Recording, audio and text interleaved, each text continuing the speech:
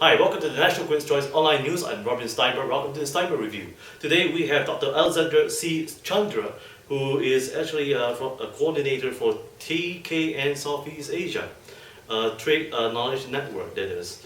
And he's going to tell us more about food security in ASEAN and updates on what the policymakers are intending to do and what are they going to do about it with the global outlook that's not uncertain or uncertain actually, and also how are they going to deal with inflation.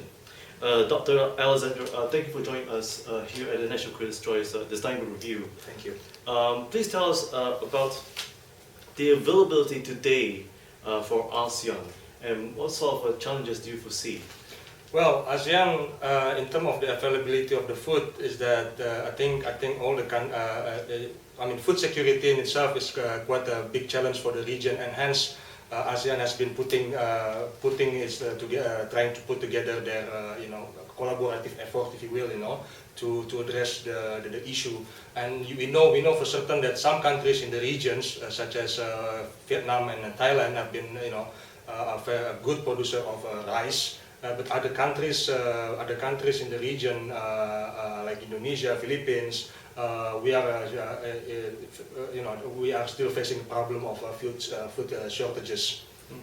Now, what about Myanmar, Vietnam, and Laos? Nothing much is said about those countries. Exactly. I mean, Myanmar has been used to be one of the largest rice grower in the region. But then, if you recall, back in 2007, the cyclone Nargis, that actually affected a lot of the ability of the country to actually produce more sustainably. But then again, the country is now, I understand, is transforming. It's opening up to the global community, and we should probably expect more investment in the agricultural sectors in the years to come. Yeah. Now, do you face or do you foresee any form of challenges such as corruption and corrupt practices among the ASEAN countries, knowing that food security is going to be one of the main ideal situation which policymakers are going to take advantage of? Definitely. I mean, we know for certain, like actually the distribution. Sometimes, I'm coming from Indonesia, and then we know for certain that in countries like Indonesia, there is always like a third parties that are always in play in terms of the distribution of commodity, strategic commodities such as rice. So and then a lot of this also involve corruption. And it definitely actually affects the way the price of the rice quite significantly. So yeah, it is something that needs to be addressed as well. Now, how do policymakers are able to address this issue, and how are they going to overcome corruption, especially when it comes to fiscal access? Are you talking about nationally or regionally? Both, nationally and regionally. Actually, at the regional level, of course, this is not something that has not been touched upon, because countries in the region have always been talking more on the, for example, in the ASEAN level, they are talking more on the way in which ASEAN as a regional entity can actually address like major crisis, like what we experienced back in 2007, 2008.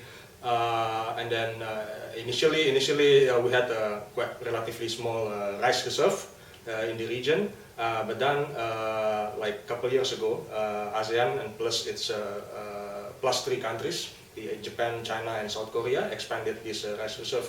But that, as far as ASEAN is willing to go at the moment. The thing is that if you're talking about corruption as of thing, this is something that is currently being handled at the national level. So it is not something that I don't think ASEAN has been talking about, particularly in relation to food security issues. Now, how about food access in Indonesia? How is Indonesia coping right now, and what do you foresee in the next 5 years? Well, Indonesia is such a large, big country, and then we have a quite diverse region as well. Like for example, there are regions that has a food surplus, but on the other hand, there are also regions which are, especially in the eastern part of the country, which is actually very chronic in terms of food insecurity.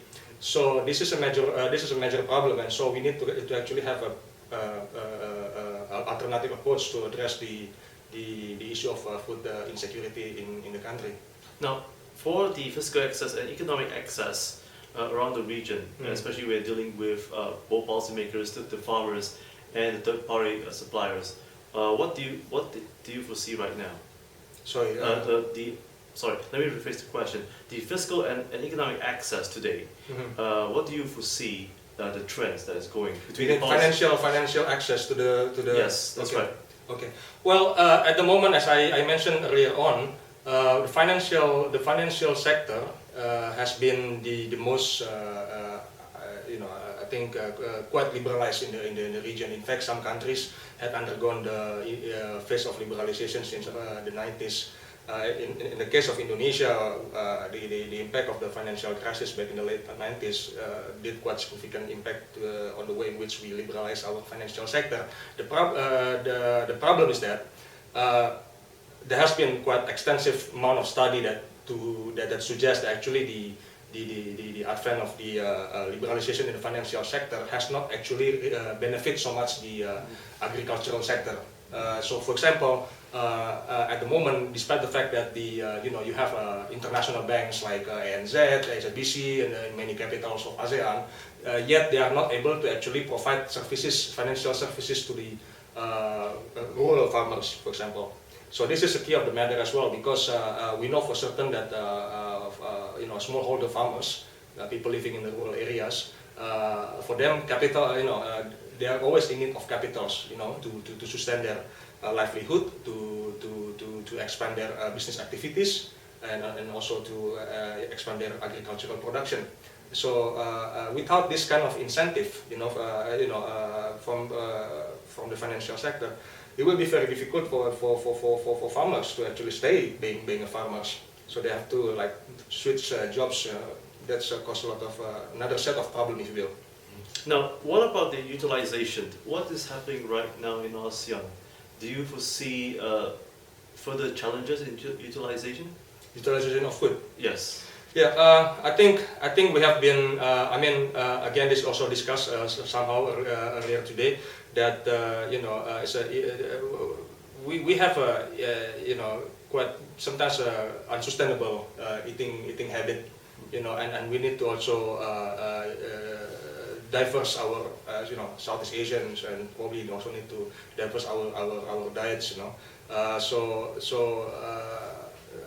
this is a major issue.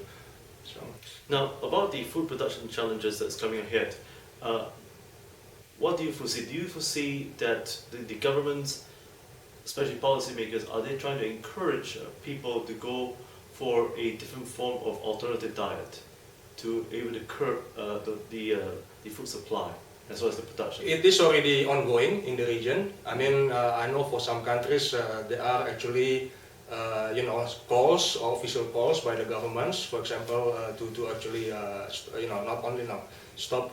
They don't say stop eating rice, of course, but try to encourage people to eat other things, like wheat and stuff like that. But I think it's going to be a major challenge because Southeast Asian, since we were born, I think we were always. Rice is like our basic food necessities. In many parts of Southeast Asia, when you ask people, they won't actually respond that they have eaten something unless they have eaten rice. So this I think it's not only a government policy. It's not. Government policy definitely helps, but I think it's also we need also to change the mentality of the people. How we respond to our culture in terms of eating rice. Now, how does Indonesia especially meet those kind of challenges? And along with their ASEAN neighbors, what do you foresee? Well, Indonesia, again, as I told you, the government recently, as far as I understand, they have already tried to, make this kind of campaign, But in terms of the success rate of such a campaign, I think, to start with, let me just point it out that it is a good initiative. Actually, we do have a quite severe food problem, and I think we need to start diversifying our production and also the source of our food, but I think in real terms, greater investment are needed to actually, to educate the people. You know, I mean, like it's not like one day job to influence people stop eating rice. You know. So. Now, what sort of industrial food systems that has been put in place in Indonesia and ASEAN that you see right now, and do you think that are they able to adopt new changes? Food distribution Systems, yes. Food distribution system. Yes, yes, especially those who are producing food from the industries. Mm-hmm. Yes, are they able to adapt new challenges and changes, and also produce food that's able to meet the demand and supply? Well, as far as I understand, the industry is coping, trying to cope with the changes changes in the technological advancement, research and development. All that has been I think I understand that all that has been pursued. Yeah, I think so. But the problem is that all this actually has not actually changed the way in which the situation of food insecurity still prevails in the region.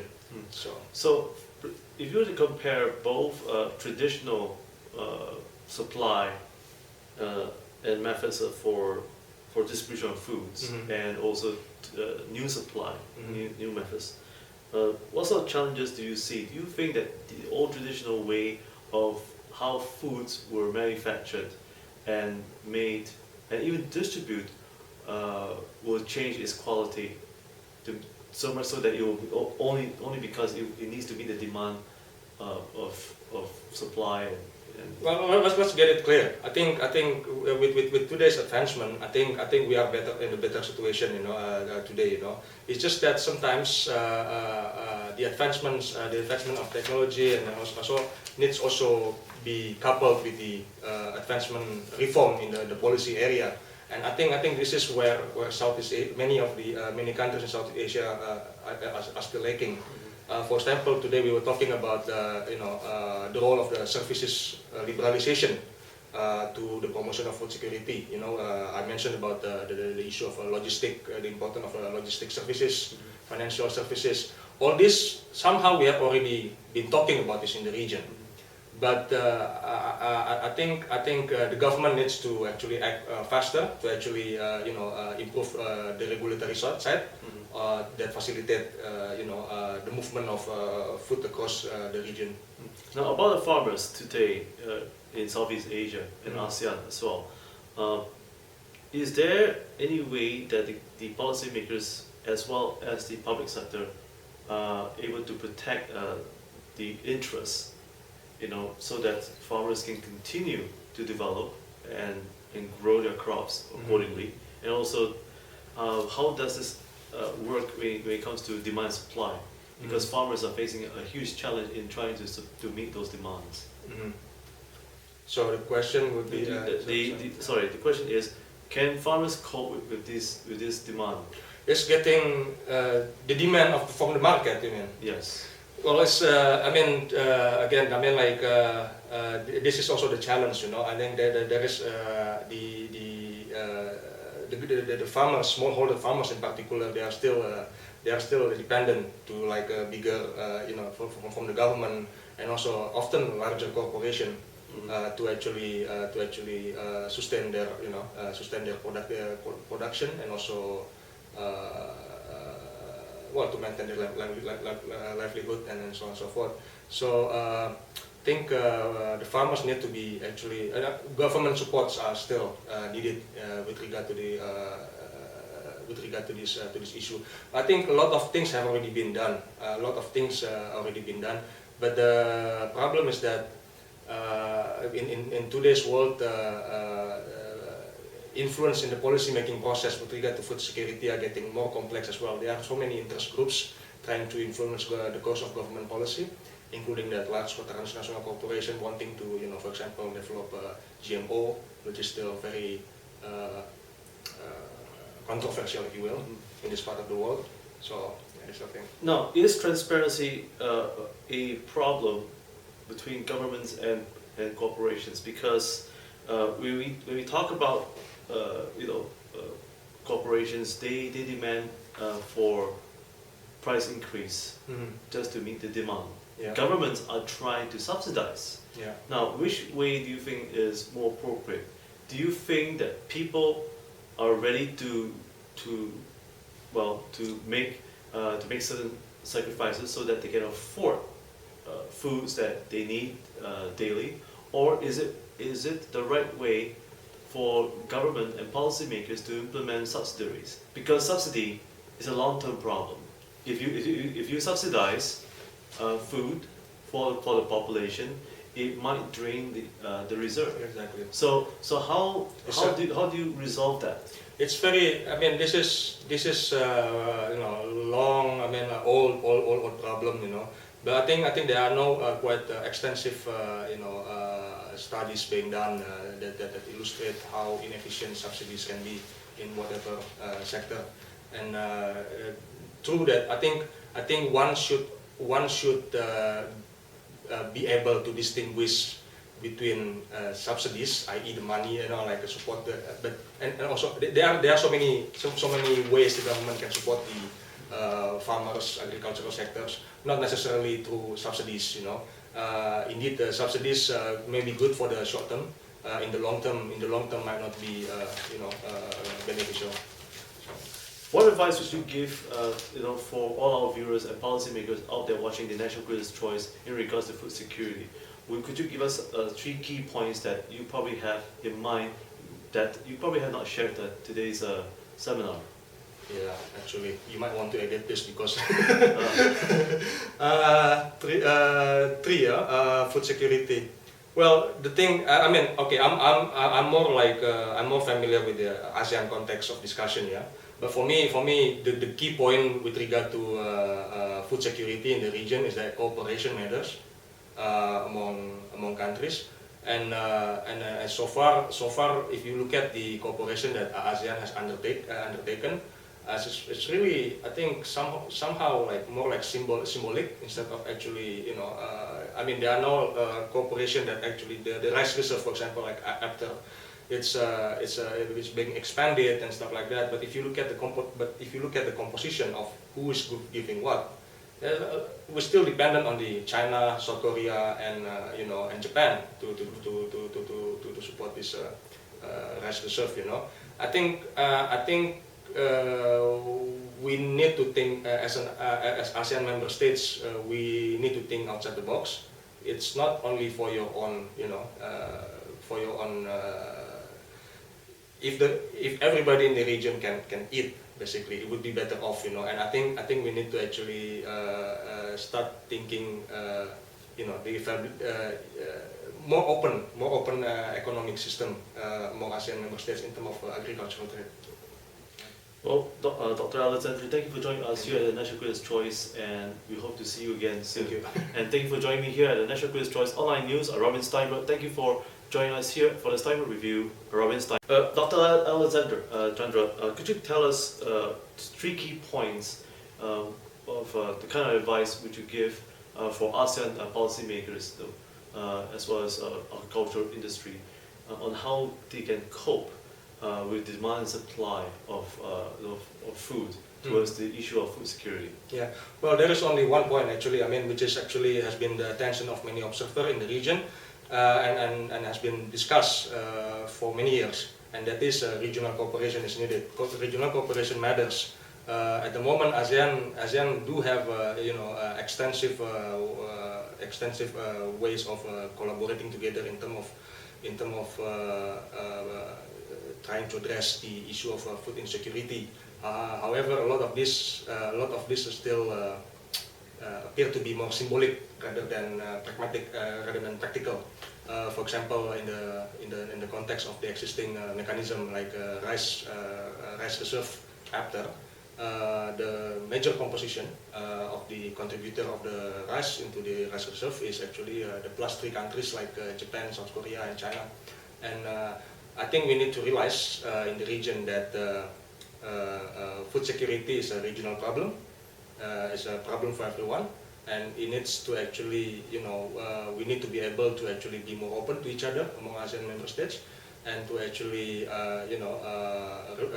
sharing information. I mean, there are already all this kind of existing mechanism, which is just very good. But sometimes the issue of the data availability and so on and so forth has been lacking from the member states. So it needs to be remedied, of course. Now, just one more question. What do you see the role that Singapore can play in ASEAN in terms of food security? Do you foresee that Singapore is able to give some form of consultation and collaboration? Well, Singapore is good, big. Big in research and development. I think, and Singapore has resources to do that. I think that is one way forward, actually. And for Singapore, it's also, I think it's logical for Singapore to invest in this area, because at the end of the day, as a city-state, as a small country, it relies a lot on its neighbors to provide this agricultural, consumption and so on and so forth. So therefore, we can actually, look up to Singapore in terms of research and development. That sort of thing. Well, thank you, Dr. Alexander Chandra, for joining us here at the National Quiz Choice, and we hope to see you more often. And thank you for joining me. I'm Robin Steinberg. Thank you for looking up at the Stienberg Review on our YouTube channel. And once again, have a good day and have a good week ahead.